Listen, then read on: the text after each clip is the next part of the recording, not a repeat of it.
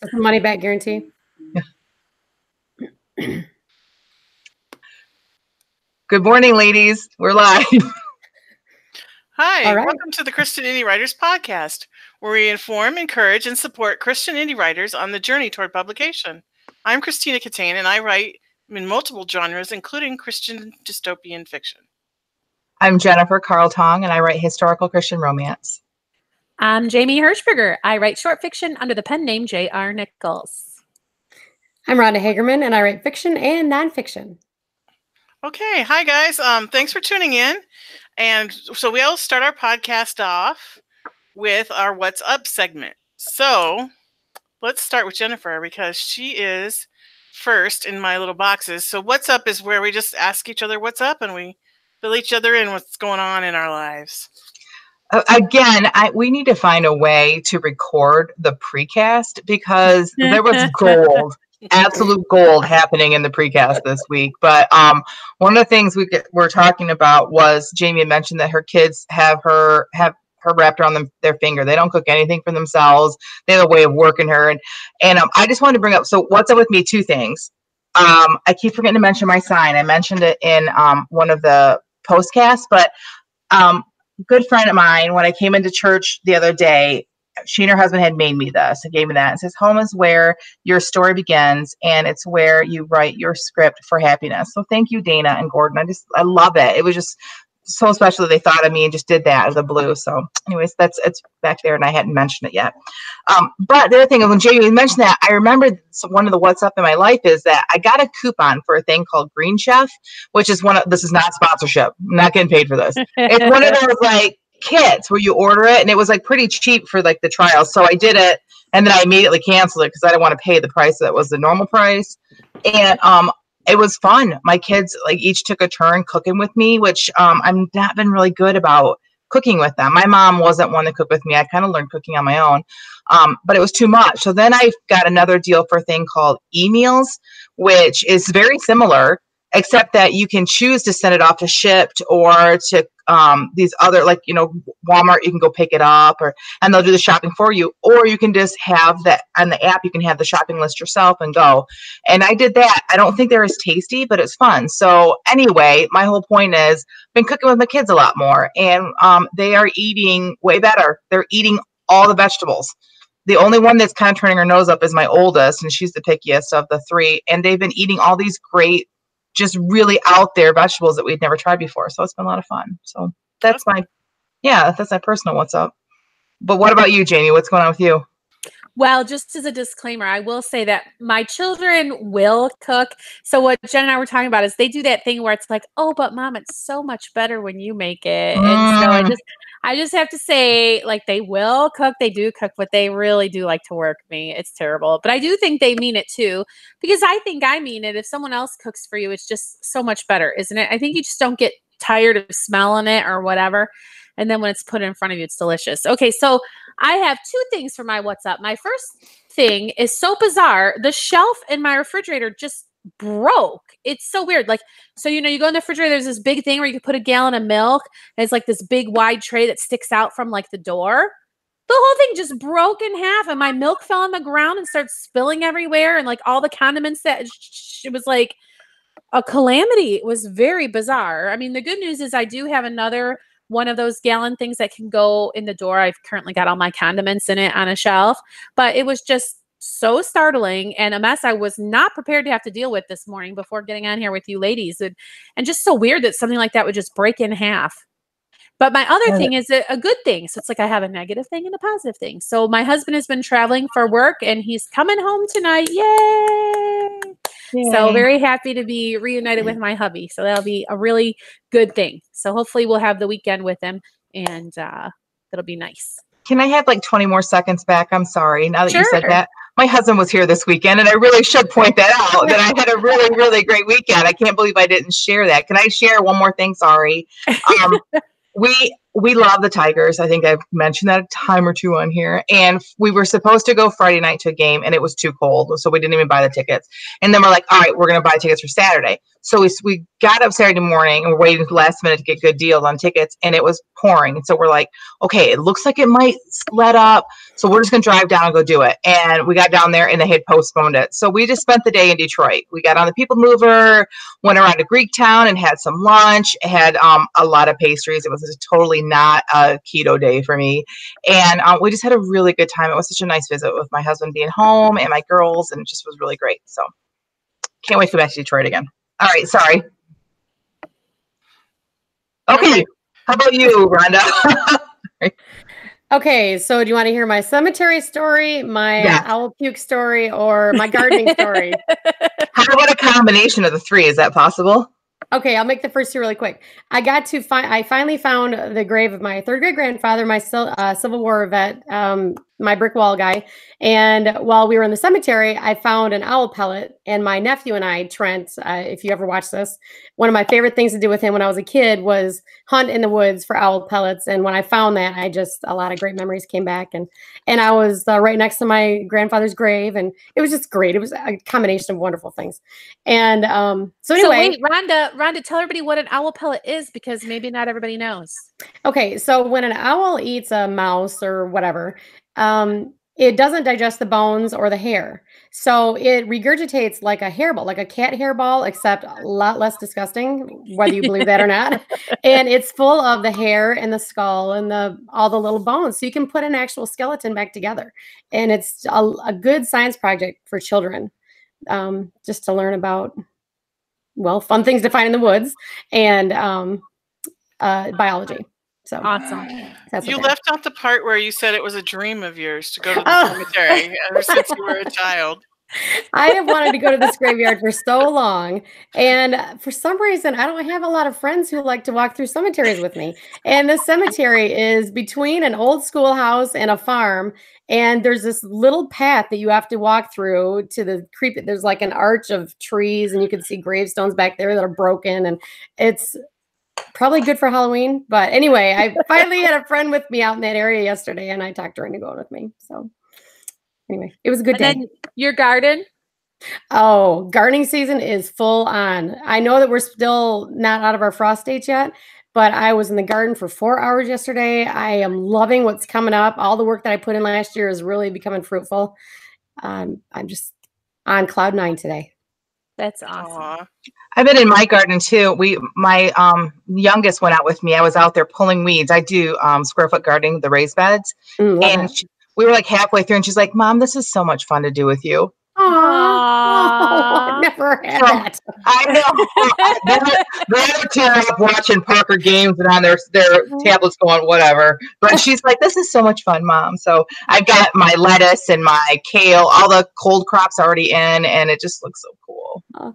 I Well, love I'll this tell time you of one year. more thing then. Speaking of children, okay, so this year I am not putting radishes in my garden because when my daughter was a child, she helped me plant radishes every single year. And I thought, wow, this girl really loves radishes. So I'd buy them at the grocery store and all that. She was the only one who liked them. So anyway, a couple months ago, she came up to me and said, "You know what? It's time for me to admit this to you." And I had all sorts of ideas going through my mind. All right, what's she finally come and clean about? Right. Well, what it is she has never liked radishes in her life.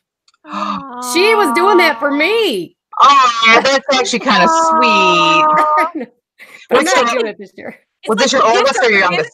That was Gina. That was my oldest. Aw. Well, Gina's actually on the chat with us and just said, "Ha ha ha, it's true." Aw. All right, Tina, what's up with you this week?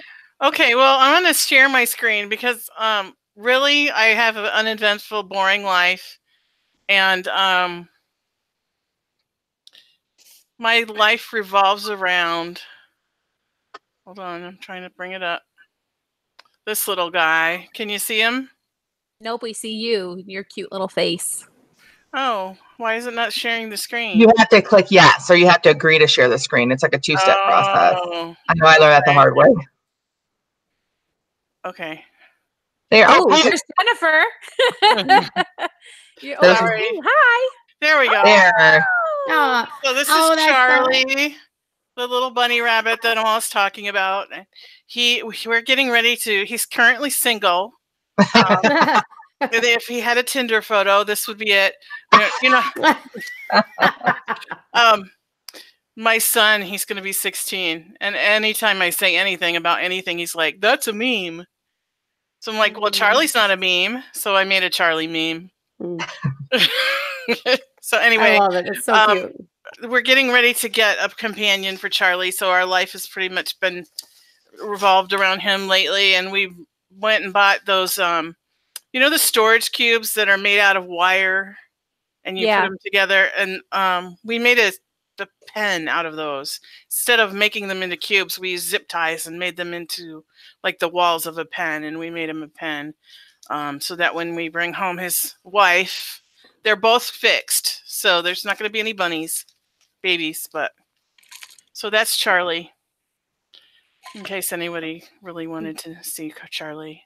Well, he's very cute. Thanks for sharing him with us. Okay, I know that you were busy building a pen for him, because aren't you going this weekend to go look for? Yes, on Sunday we're going to Midwest Rabbit Rescue. It's in Plymouth, Michigan, and they have a process. You just don't go in there and say, "Oh, I like that one." No, it matters if Charlie likes that one, and then she has to like him. So they take they call it speed dating. It's just kind of cute and funny that they call it that. So they just put them in a little enclosure together, like a play yard for a toddler or whatever, and let them interact and see how they get along. And if they start fighting, then that's a no. Like if the first thing they do is like attack each other, then you separate them and try the next one. Like real speed dating. Right. So if they start humping one another, that's a positive experience.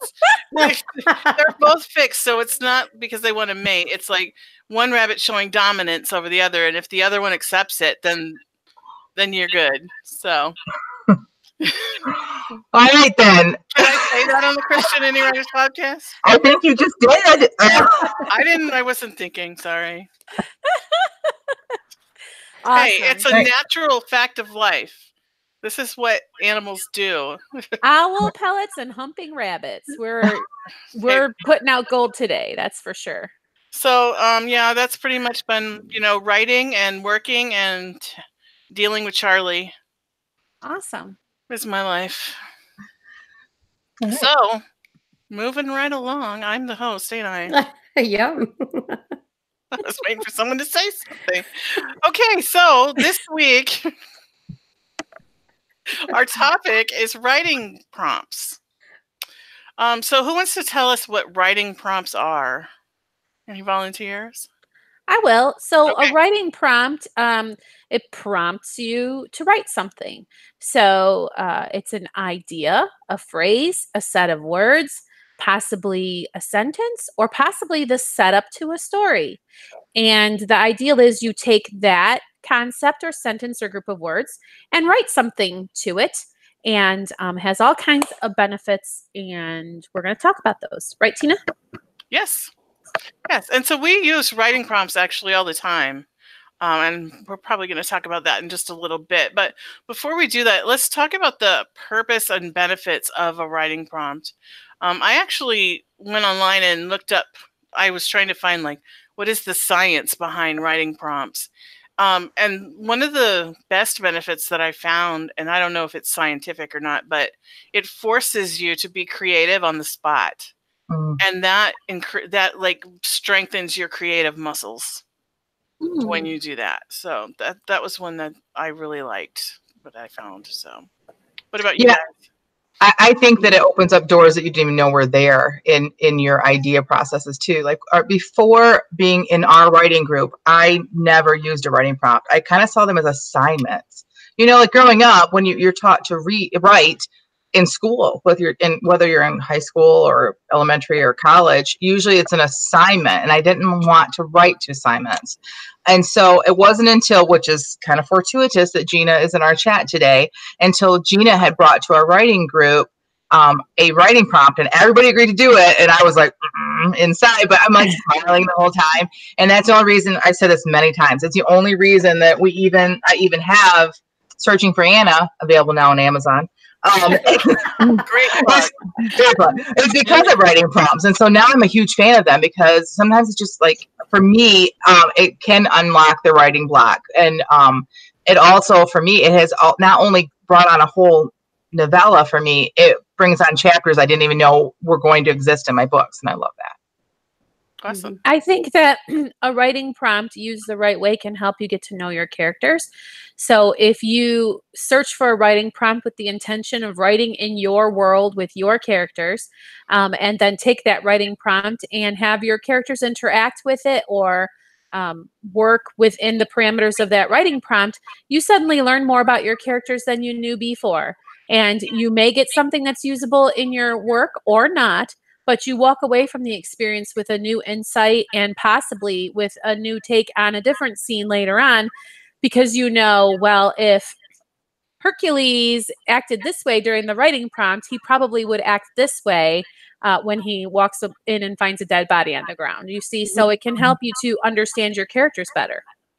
Hey, speaking of that, Gina just asked in our chat, she wanted to know, she says, I believe we also got Corny the raccoon from the prompts, right? Is that true?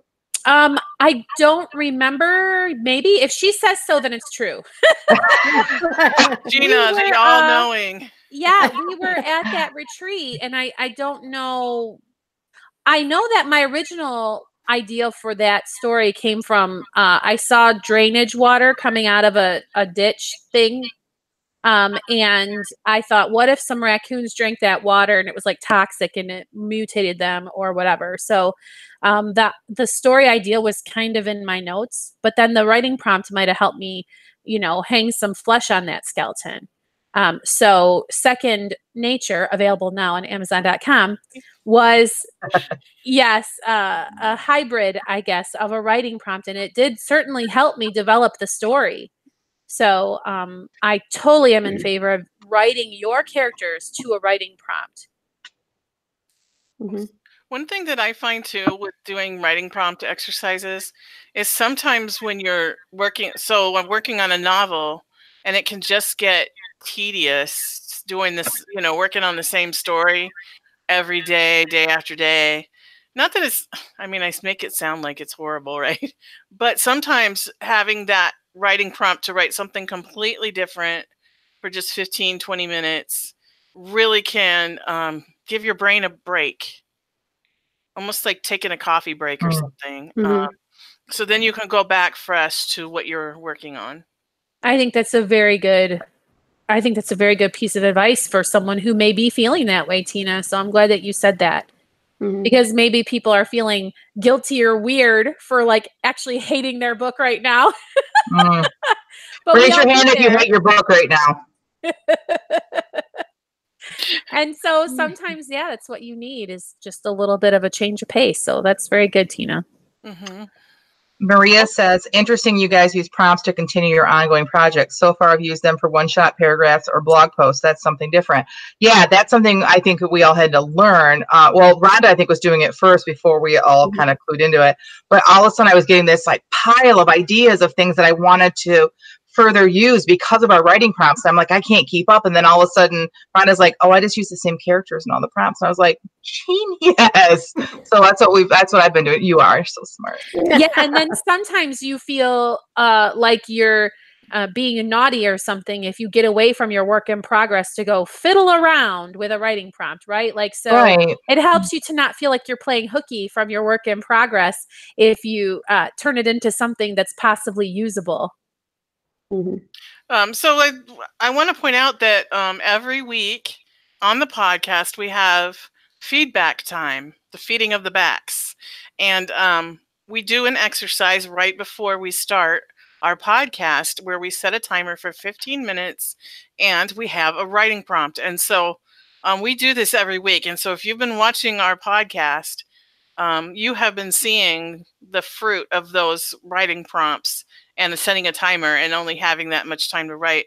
And some of the crazy and sometimes touching and sometimes tear-jerking things that will just come out from who knows where. We don't even know. We sit down on our keyboard and out it comes based on whatever prompt we were given. And so that's a really good example. So pay attention, because we'll be doing that here at the end of the podcast.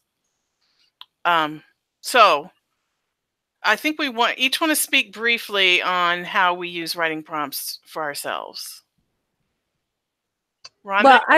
Well, go ahead. Go ahead, Jamie. All right. I find the 15 minutes so helpful because of all of the reasons that we've said. I can get a little bit discouraged sometimes, get mired down in editing or stuck in a project for too long. And to actually take 15 minutes to produce something that is like, wow, characters who didn't exist 15 minutes ago, a story that didn't exist 15 minutes ago. It can really breathe new life into the idea that writing and creating can be fun and also just make you feel good about life again. And I have really developed a couple of characters that I would really like to see in some work going forward. Rhonda, I think you could speak to that too, right? Mm-hmm. Yep. I'm able to kind of guilt-free work on a new book while Mom and I are chugging along on the current work in progress we have. And like one of you mentioned earlier, all of these prompts I've been doing on this podcast have been the same character. She's the main character for the book we're going to write after we're finished with this one. And, I don't want to take away time from writing our current work in progress, but this is a completely guilt-free way for me to do it. But also the nonfiction that I'm writing right now, writing prompts have come in handy for my research for that, because it's a nonfiction. And even though our prompt today, you may not think that could help with nonfiction when you're writing about real historical characters, there is a way to use that.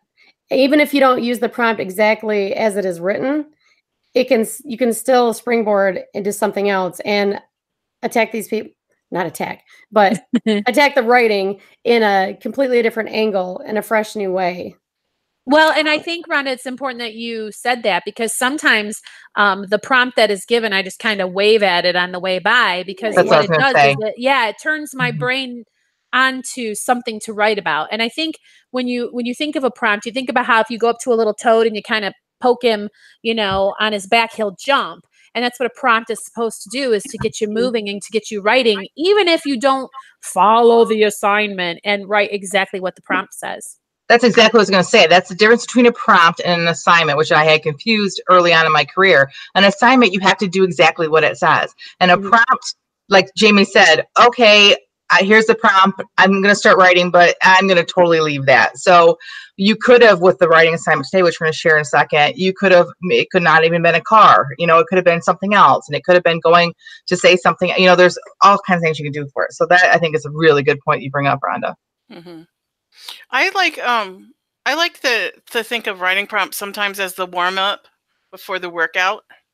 So like when you go to the gym, you do a little warm up first. So when you go to work out, your muscles are loosened up and you're ready to go. So I kind of think of it like that. And also what I was going to say earlier, and I couldn't find the words, was it's like cleansing the palate when you write something that's completely unrelated to your work in progress. So like if you ever go to like food tasting things or wine tasting or whatever, which I would never do because I'm a good Nazarene girl, but they give you something to cleanse your palate to remove that flavor, so then you can fully taste the next thing. And that's kind of what the writing prompts do for me. Or like if you're smelling a bunch of perfumes and they have you smell coffee beans in between. Yeah. Right. Mm-hmm. Yeah. Same thing. Yeah, it's a good point, Tina. Okay, so let's talk about where we go to find writing prompts. Christian Indie Writers Podcast has a different writing prompt every week. You can write along with us, as a matter of fact. That's something that we hope that you'll share with us. So if you're not watching this live, you can pause after we have read off what the writing prompt was, and you can write your own piece in 15 minutes and share it with us. We'd really like to see it. That would be so fun. Yeah. Yeah, you can copy and paste it right into the chat of our, even after we're done being live, you can post it in the chat on YouTube or send it as a tweet with maybe like a screenshot, however you want to do it. Reach out to social media. That's the fastest way to get a hold of us is through social media. We're on there quite a bit.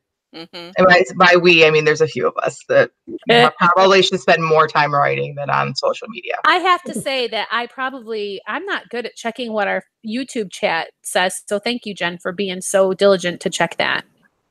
So where else would people find the writing prompts, guys? Well, a lot of the weeks that we do a writing prompt on here, I have just gone over to wordgenerator.com. Like that's the website. And you can choose how many words you want. You can choose that you want it to have more than 2 syllables, more than 3 syllables. I mean, you just kind of can tweak it however you want. I usually do more than 1 syllable because, 1 syllable words. So, and then you just hit generate and it will generate words for you. Mm-hmm. Another place that a Christian indie might find a writing prompt would be like the Bible. You can do that in many ways.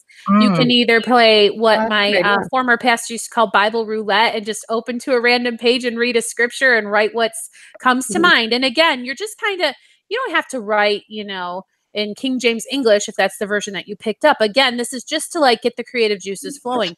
You could open to the list of the books and just point a random finger and you're writing a story about John.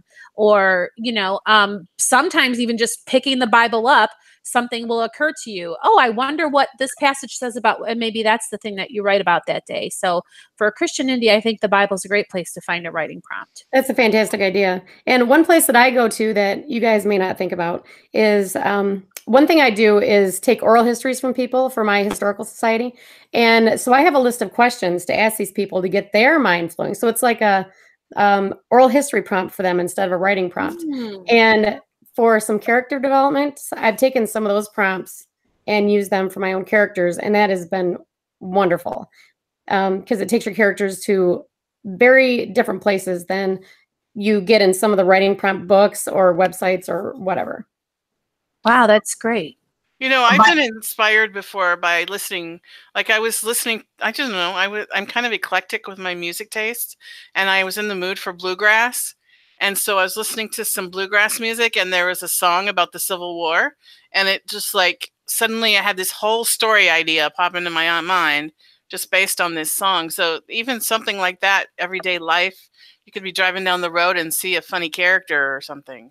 Worship music is another thing that affects, like Jamie was talking about the Bible. I take notes during the sermon, and sometimes in the middle of the sermon, all of a sudden I find myself writing a scene, which may seem like I'm not paying attention, but it's kind of the opposite. I'm super engaged in the service at that point because I have engaged on a different level. I feel like I'm really communing with God because I really believe He gives me my stories. And so that's one way. Another way, somebody kind of mentioned books quickly, but I found this journal I love it. It's a fabric covered journal at Staples, and every page has a different scripture at the top corner. I don't know if you guys can see that or not.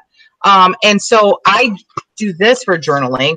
In the mornings, I will just open up to the next page, whatever scripture it is. I pray about it, and then I just start journaling about myself, my life, whatever's going on, and how maybe God's speaking to me with that scripture. And sometimes that turns into things that I use in my books, like revelations that my characters are having, and ways that God is speaking to my characters.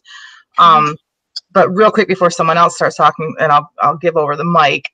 Somebody did mention books, and that's how Gina brought that writing prompt to us, was a book that she found. I'm always finding little books to using writing prompts for, which I will talk about in a minute. But I've got one here that we used this morning.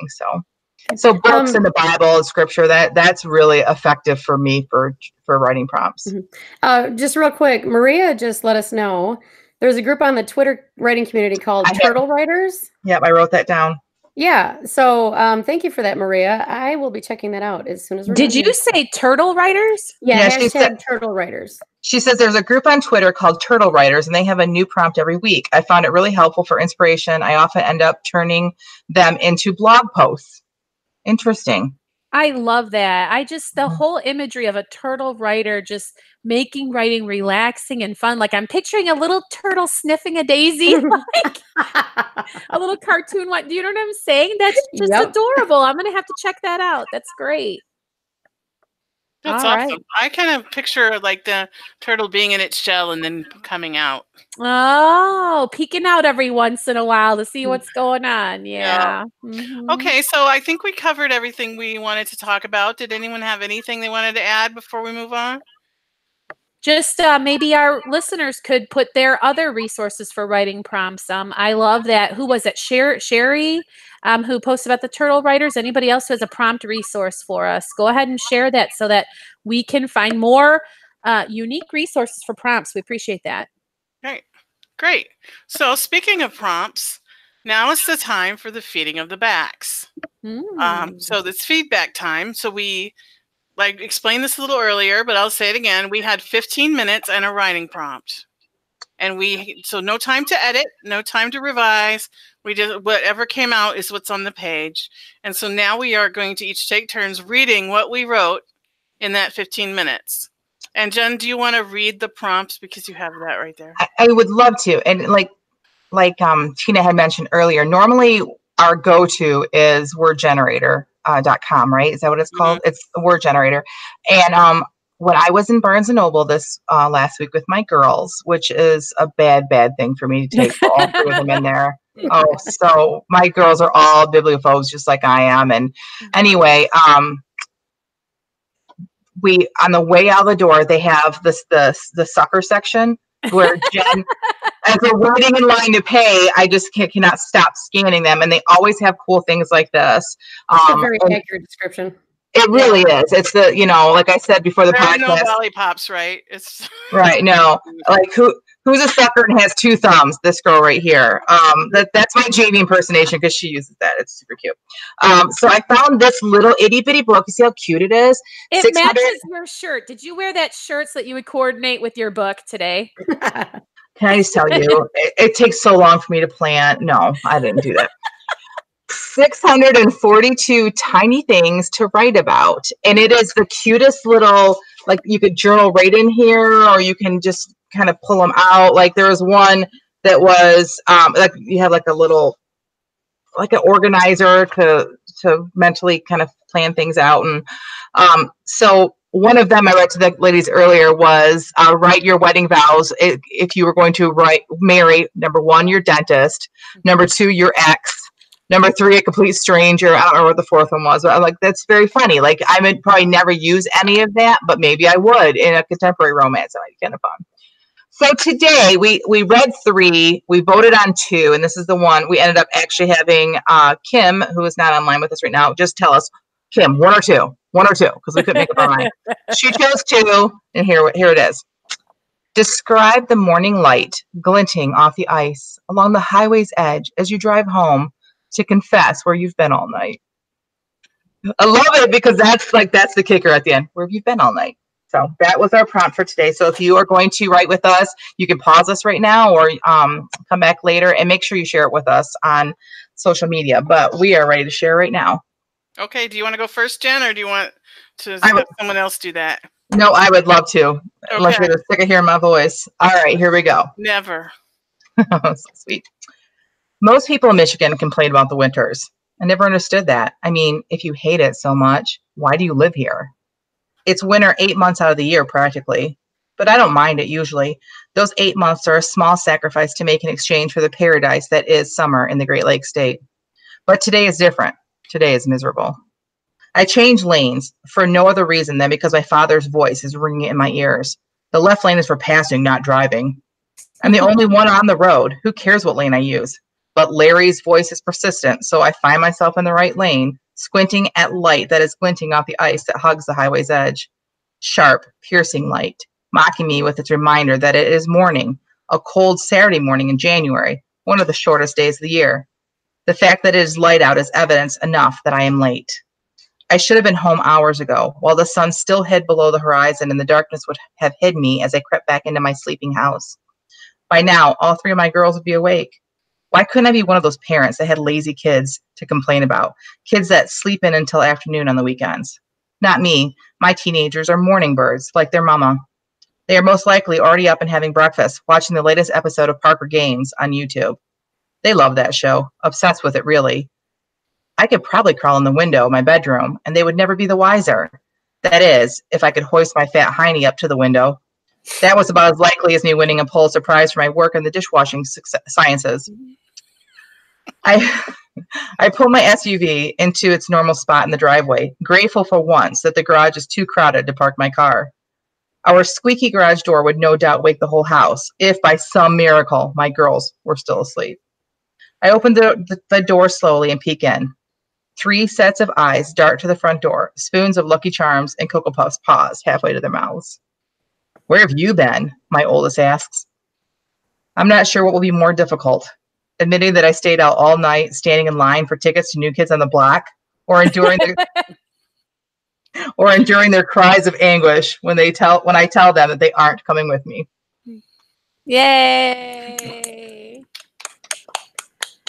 Parenting win if your kids know who New Kids on the Block are. I know. They would not cry in anguish. They would just be like, what? Yeah. I don't know. Wahlburgers. Like, Wahlburgers is pretty yummy. So they kind of have opened their eyes to like who the Wahlbergs are at least. But so I have a question for you ladies. How many of you knew what you'd been out all night doing before you started writing? Or how many of you discovered it when you were writing? Oh, that's tricky. I think I knew. I think I knew at a particular point, which I can reveal as I'm sharing. Okay. But I just, the New Kids on the Block thing, like my kids would be like, oh, how interesting. Let's go view this artifact. You know what I mean? Like, this is what boy bands used to be like. Do you know what I mean? They think everything that I was into is from like the olden days. And it's like amazing. Christopher would say they are a meme. Right. Yeah. Well, you want to know what's Jen, going through my head right now, story. Jennifer? What, Rhonda? Do you want to know what's going through my head right now? What? Oh my gosh. Thank you. And it will not stop. We were all the same age, just about. Well, all the 3 of us like are really the same age, but Jennifer, yeah, that was really well crafted. Thank you. Was really like it had real literary merit. I love the pausing spoons. I mean, it was very hard to believe that was just a sprint. It was very, very well done. I can see so much improvement in just what your sprints even are turning out. I think your daily writing habit is really growing you as a writer. It's just amazing. Yeah, I appreciate that. Thank you very much. I think that that I really did work to craft it. I felt like it was like coming really well until the New Kids on the Block thing. Because all of a sudden I realized I had 90 seconds to finish, and I'm like, I have no idea where I've been. And so that just kind of regurgitated itself out. Probably because we were in Detroit, and there's a Wahlburgers right near where we were. My girls wanted to go to Wahlburgers, and I insisted on Pizza Papalas, and I think I made the wrong choice. They're opening one up at the Genesee Valley Mall. Yeah. Oh, yeah, it was supposed to open last fall. There's not even booze in there. I don't even know what's going on. But, yeah, there's supposed to be one at the Genesee Valley Mall. So, Wow. I need to take a moment to comment on one of our chatters here. Gina, you're very welcome. My goal has been met. Would you give her an earworm? Yeah, she said, thanks for getting that stuck in my head. She also said that she would love those tickets. So I think it's on, Gina. It is on. When they come back into town, you, me, girls night out. Jen, I was wondering if we were going to get to the actual where you were or not. I mean, I really loved the buildup, though. I really loved the suspense of we don't know. And so I didn't know if we were going to get that satisfaction or not. So I love that. I love the last minute, what is it that James Scott Bell calls it? The shattering moment. Shattering moment, yeah. I love, that I love to have the shattering moment at the end. So thank you for that. I appreciate it. I really loved, like she said, the cereal and the spoons, and I could see your girls' faces. It was just like a profound moment right there. I really loved it. This wasn't completely true. My girls do sleep in, and they're not teenagers. Only one of them is, and so yeah. So all right, thanks, ladies. That was fun. Jamie, you're next in my little row of boxes. Do you want to go next? I will. Okay. Here we go. And this is an example of just kind of waving at the prompt on your way past, I guess, because I realized whatever. Okay. The morning sun reflected off the snow mounded up in the Hobby Lobby parking lot made me wish I would have snapped up a pair of sunglasses on my earlier excursion to Walmart. I crept along, dodging the potholes in an effort to keep my Tim Hortons double-double from sloshing all over my brand new wool flip-top mittens, and whisper a prayer that God might take mercy on me, a humble Black Friday shopper in search of a deal on a fleece blanket kit and a porcupine-shaped pincushion, and would make any lines outside the store small and fast-moving. God, I murmured, I know it's a foolish thing to pray for. I'm only praying this on account of what Tina said last week at Bible study, that you care about all the small and trifling matters in our lives as well as the big ones. As it turns out, God either thought my prayer for a short line was trifling, or he decided it was time to answer my prayer for more patience, because the line snaked out from the Hobby Lobby entrance too deep and a good 100 yards long. The telltale signs of campers remained in the early morning light, people rolling up sleeping bags or collapsing tents. The new arrivals were opening up slingback chairs and chatting over their own steaming cups of Tim's. I sighed and headed for the back of the parking lot, resigned that I'm going to have to park a good way off. Once again, I wish Joanne were here. It was my first Black Friday since she passed away. My very best friend for the past 15 years, we'd always headed out to divide and conquer. I smile as I imagine dropping her off at the front of the store to claim our place in line, knowing that by the time I'd made the hike back to where I'd left her, she'd have the entire line singing one Christmas carol or another. While I'd always been somewhat of a Grinch, irritated by the obligations and commitments of the holiday season, Joanne had always adored Christmas and all the surrounding festivities. I remembered the first time she talked me into going out on Black Friday with all the crazies. When she told me she wanted to get a jump on things so that I should arrive by 4 a.m., I'd groused, but dutifully showed up, bleary-eyed and ready for a fight. She'd come out the door wearing a ridiculous set of reindeer antlers, a green and red plaid scarf, and a round red Rudolph nose. How could I help but smile? Thereafter, Black Friday shopping had become our tradition, and now it was up to me to carry on, even if it was done only half as well, and if only half my heart put into it. I heaved myself 3, 2, 1. Oh, golly. How were you going to finish that? I think it could have been finished after only half my heart put into it. Maybe it could have just been done right there. Why? I was just curious. Why?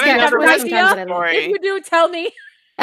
Talk about well-crafted words. I mean, that was just so, like, I was there. Even, it's funny, Maria says that she knew what Tim Hortons are, so she finally feels like she's connected with us culturally. She's with us from the UK, so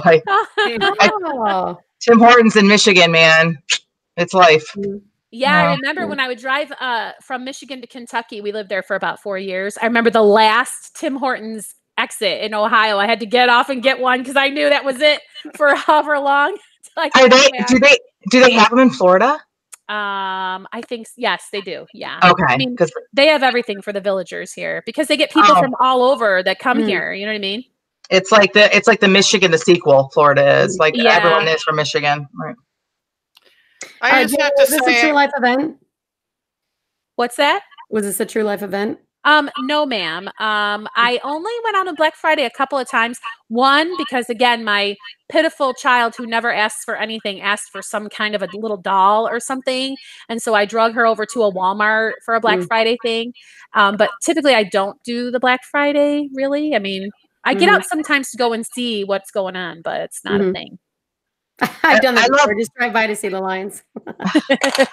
I love how you took and turned it so emotional. Like it was like I was there with you, loving it, and then all of a sudden the best friend died. I was like, oh, and then the story just all of a sudden I was engaged even more, to see what else was coming. So good job. Wow. I really loved your description of like everyday things that you throw into your stuff. Yeah. The mittens.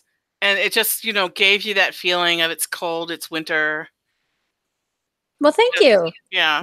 Yeah, the wool flip-top mittens are a real life thing. I would hate it when I would spill something on them because I love them so. Yeah. Don't have much call for them here, but when I visit, I bring them.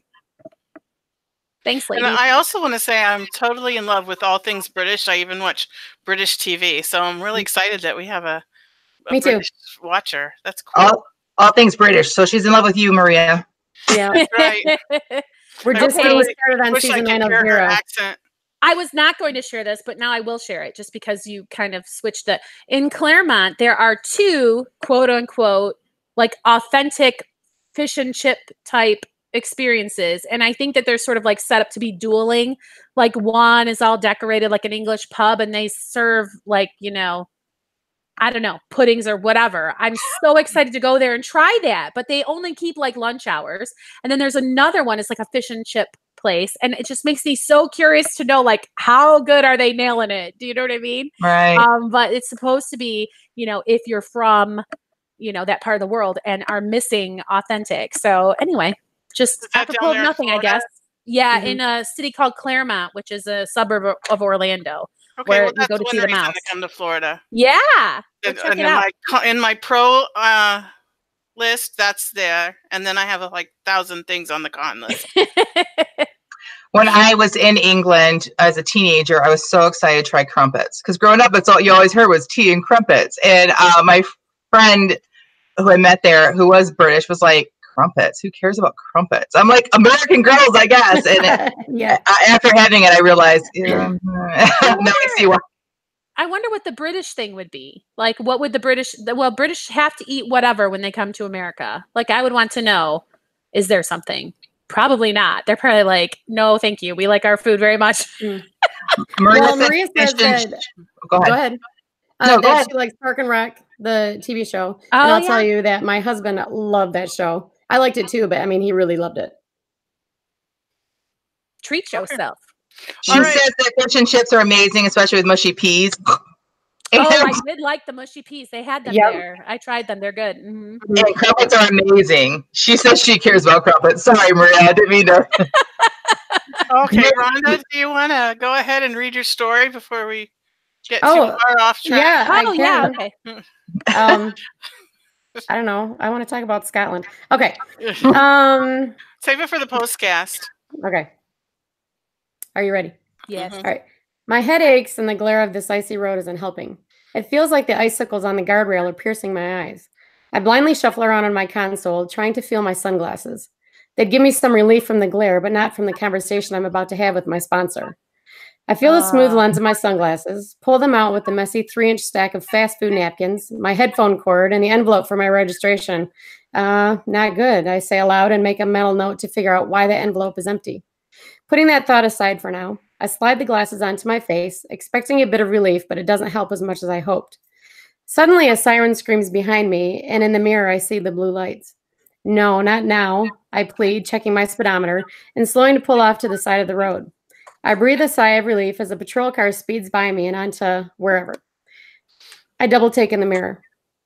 Now, no wonder these glasses aren't helping me. There's only one lens. I roll my eyes. It actually gives me a tiny bit of relief from the sugar hangover. What am I going to say to Rachel this morning? I know she's not going to be judgy, but it doesn't make it easier to tell her I fell off the keto wagon again. I was doing so well, too. I'll let her know about the donut that started it all last night, but she doesn't have to know it was with 11 other fluffy friends in that cute Krispy Kreme box. I spy my good sunglasses on the floor of the passenger side and consider reaching for them. No, even I know that's stupid. With a sigh, I slide the sunglasses back up my nose. Let me start that again. With a sigh, I slide the sunglasses back up my nose and close the one eye with the missing lens. That'll have to do for now. Time. Very good. You know, I was going to ask the other ladies what they thought was the shattering moment, and as I'm writing my note, my shattering moment changed. What did you guys think when you heard it? What was the shattering moment to you?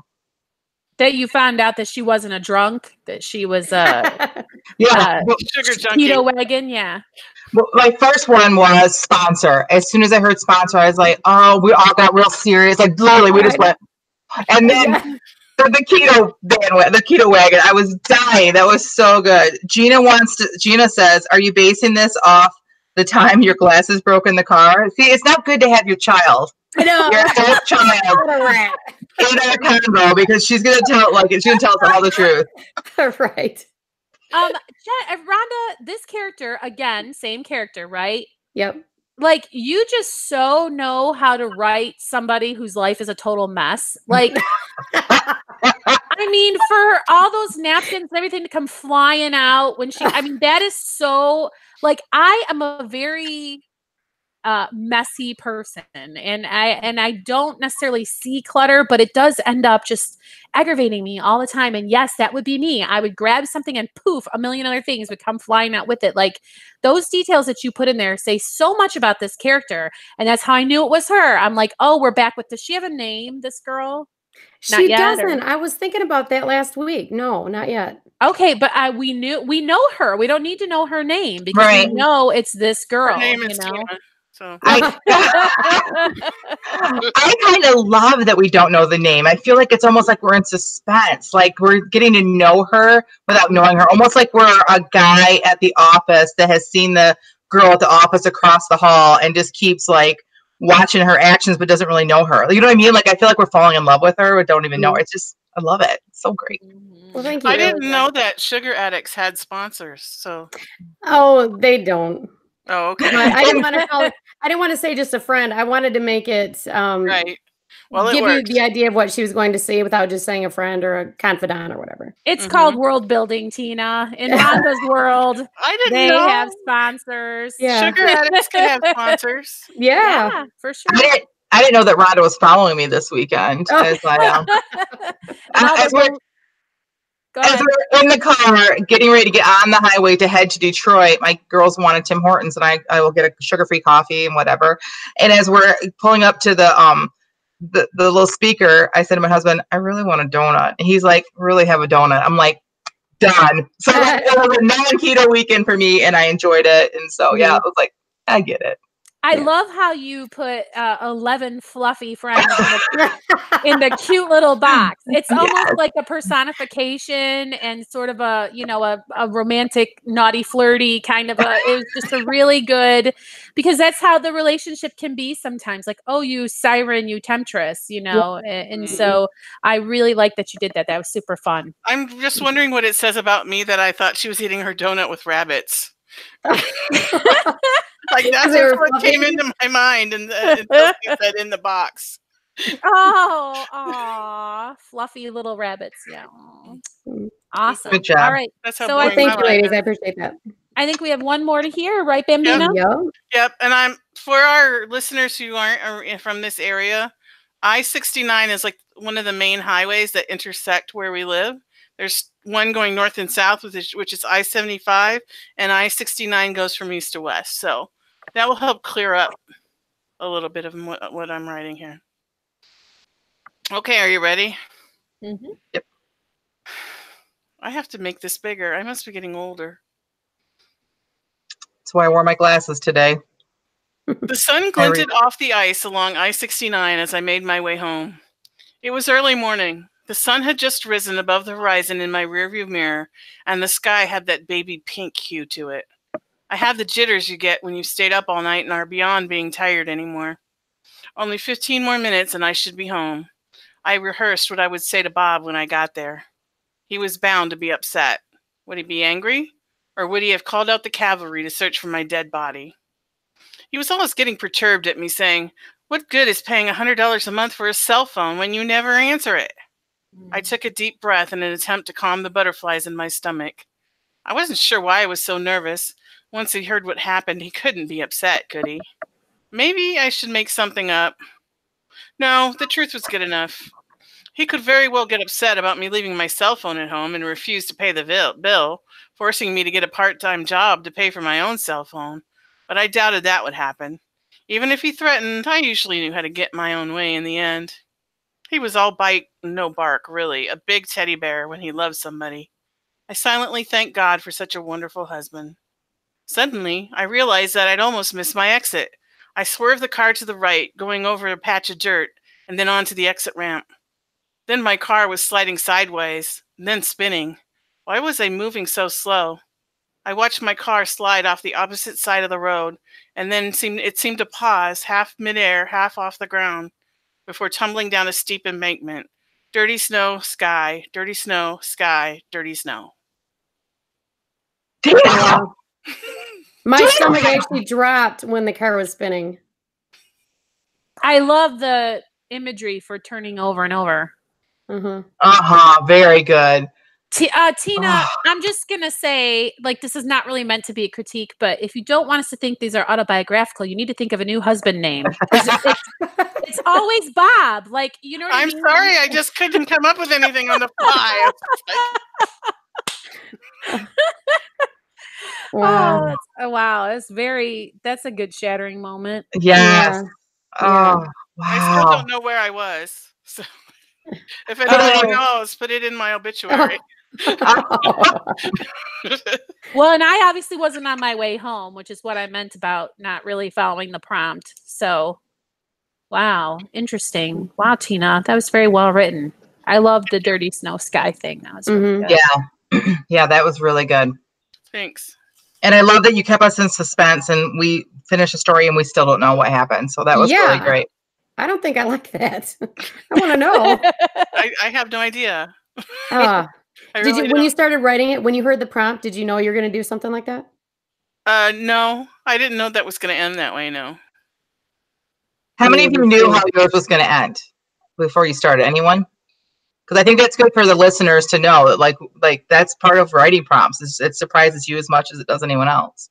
Did any of you know your shattering moment? I did not know mine. I thought mine was going to be funny. I thought I was going to do something really fun, like somewhere really funny, or Wow, you sure learned otherwise. It's kind of weird because when I set out to be serious, I usually end up being funny. When I set out to be funny, I die. It's like, what's up with that? Well, really good work, Tina. Well, thanks. Really good work, everybody. And I really hope some of our listeners do the thing. I would love to read what someone else came up with. Should we have them submit it to our Facebook group or? Our Facebook page. They could do that. Yeah. If you go to facebook.com, obviously, and search Christian Indie Writers, you'll find our page. I'm more active on Twitter, so I thought maybe there. But you know what I was just thinking? I think next week we should do something different. I always try to tweet out, hey, we're live in a half an hour. I think we should tweet out half an hour before. We should tweet out what the prompt is, so that if somebody wants to do it before, so they don't listen to us first and then write, because it might affect you. You know, you might already, then all of a sudden the prompt has ideas attached to it. Do you know what I'm saying? Mm-hmm. So, yeah, and then they could just go ahead and plop it down here. Maybe we will randomly read one of them, because it's usually only around 300 to 600 words. So yeah, we have also tossed around the idea of having a Facebook group, and it would be mostly Tina and I that would moderate it, because our social media is spent most of the time over there on Facebook. But we haven't really figured out if there was a need, a desire, a call to have one, or how we would really format it. So if that's something you would like to see, and what would you want out of a Facebook group from Christian Indie Writers, let us know, because we're kind of on the fence about putting out that effort of commitment. So we'd love to start one. We just don't know if it's something our listeners want or need. Right. Can I suggest something too? What Maria just brought up.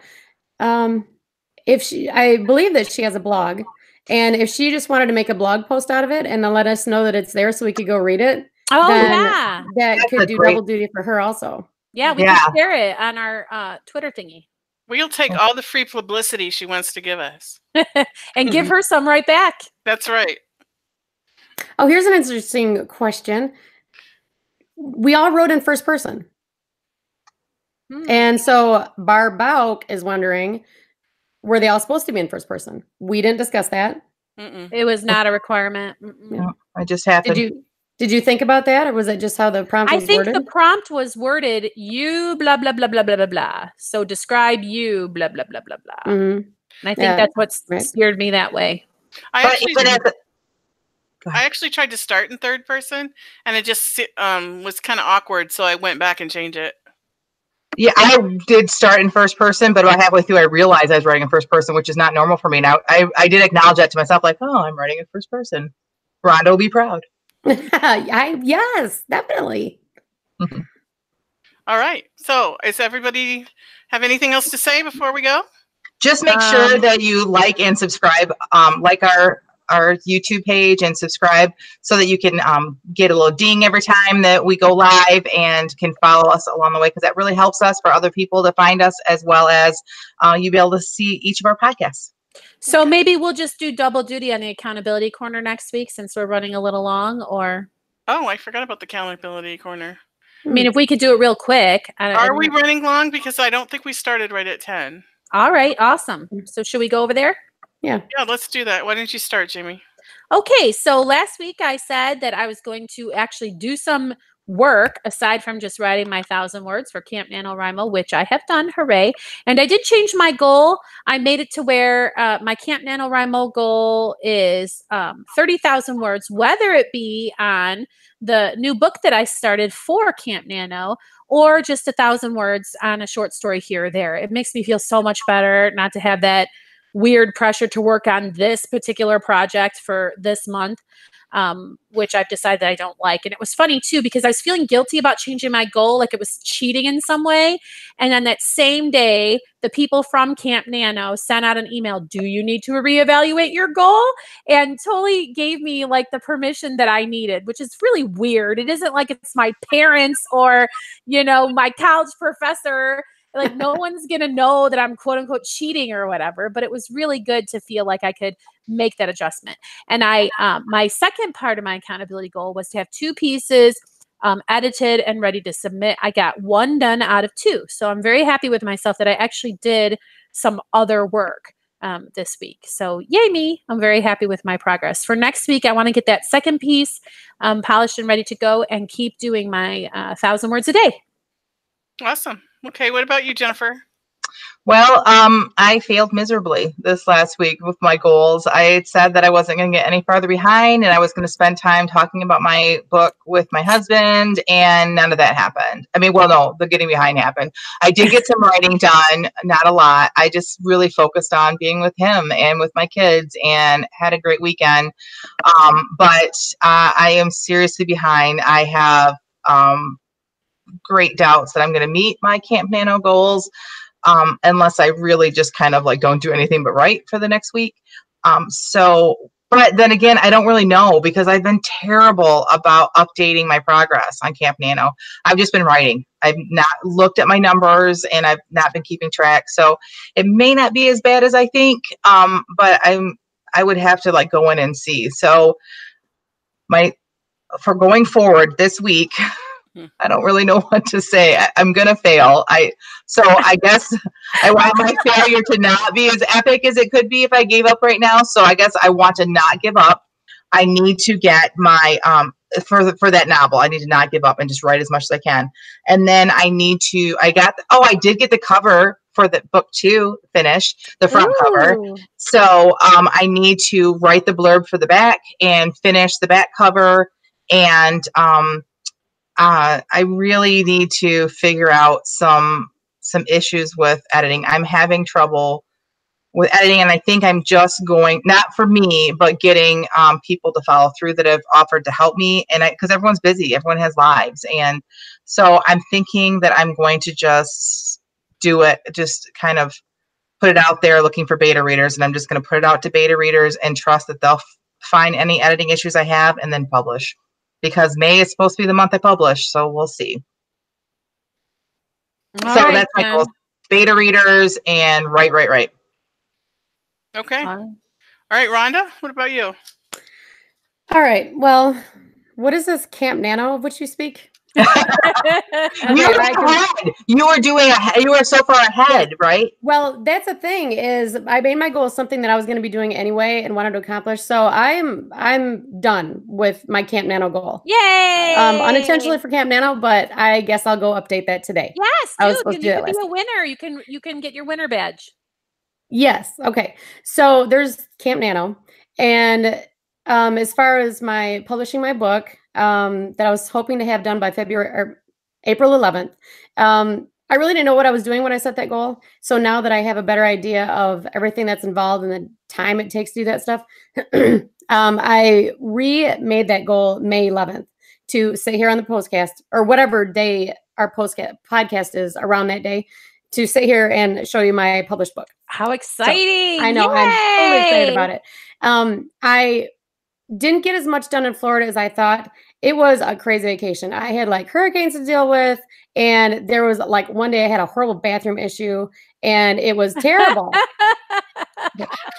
So this episode, I'm just saying, this episode. No, Tina or Jennifer, don't you remember what we wrote about her last time? That's what she's talking about.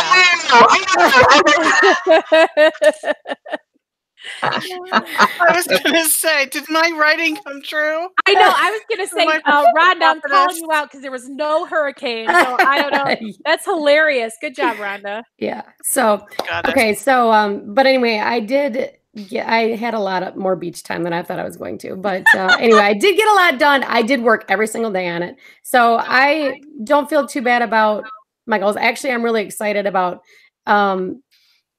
being so confident in around May 11th, having everything ready. Today I'm working on my cover, and can't wait to buy my copy, Rhonda.